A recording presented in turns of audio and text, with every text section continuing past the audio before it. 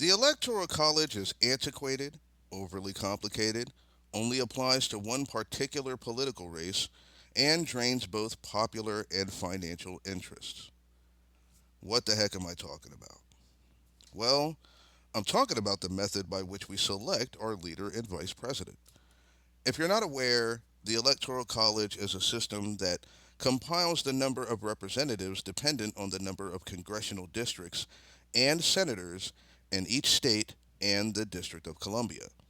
When a presidential candidate gets the majority of votes in the state, other than Nebraska and Maine, they get all of the electoral votes, and the electors in that state that represents each electoral vote supposedly cast that vote for the candidate with the majority, unless they're a quote unquote faithless elector, which basically means they subvert the will of the people and cast their vote independently. This highlights the first problem with the Electoral College: corruption. There have been numerous instances in which electors absolutely have caused problems in the process, not to mention the districts being gerrymandered to reflect a single political party support, creating a situation wherein the candidates are picking the voters instead of vice versa. There's also the swing state idea that basically rewards a presidential candidate for ignoring most of the country. This process overall is so Byzantine and strange that we don't lobby for it whenever we try to introduce democracy to a rebuilding nation. See Afghanistan for results. Many constitutional scholars and historians have pointed out how terrible a process this is. And for me, the kicker is that it's borderline not necessary, because every election I've witnessed has recorded the popular vote outside of the Electoral College vote and, I guess, ignored the results on a national level in favor of a system that has, at best, outlived its usefulness.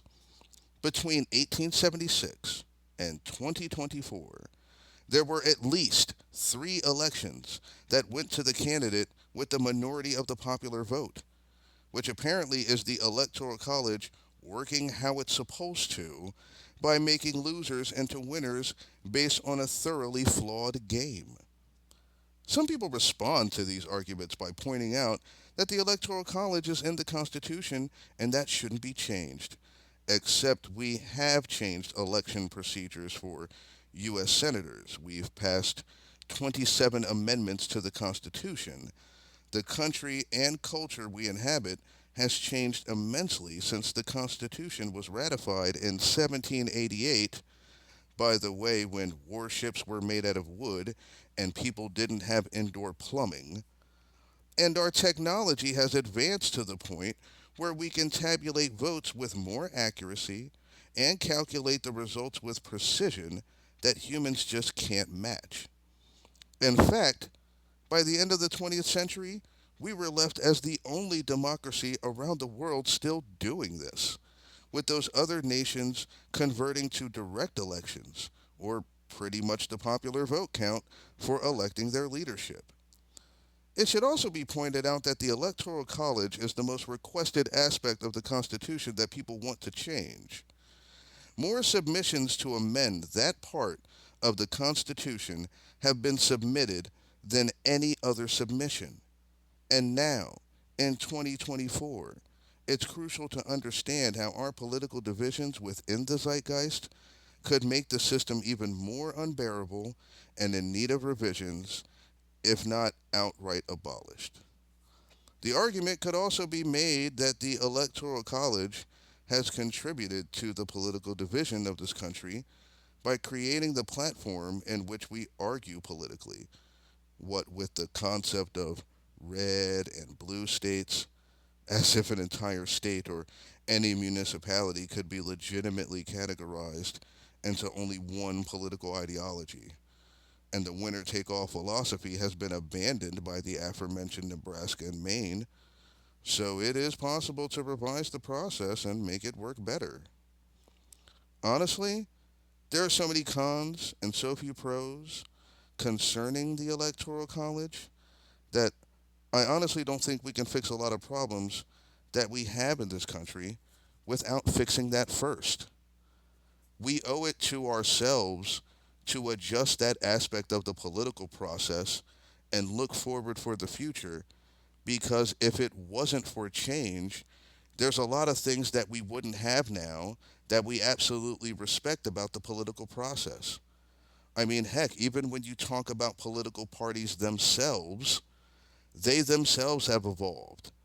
If you're looking around, you probably noticed there haven't been any Whigs running for office in a long time, or Federalists, or for that matter, anybody from the Reform Party, which existed as late as the 21st century, at least the first decade of it.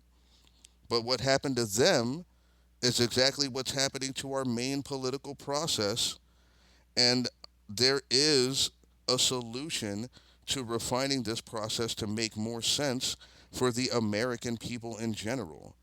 And like I said, since more people want this part of the Constitution to change more than any other part of the Constitution, maybe it's something that should be more actively paid attention to.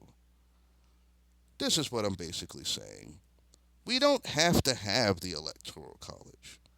We don't need to serve ideas that are inapplicable to the modern world, especially when so few people actually benefit from it, if anyone does.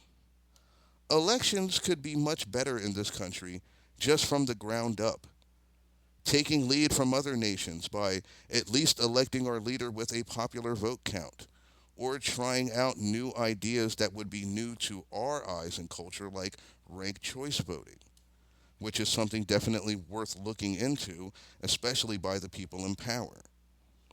Because when it comes down to it, when it comes to elections and the Electoral College, all I know is that if we are the greatest country in the world, we should probably have a better method for picking our leader.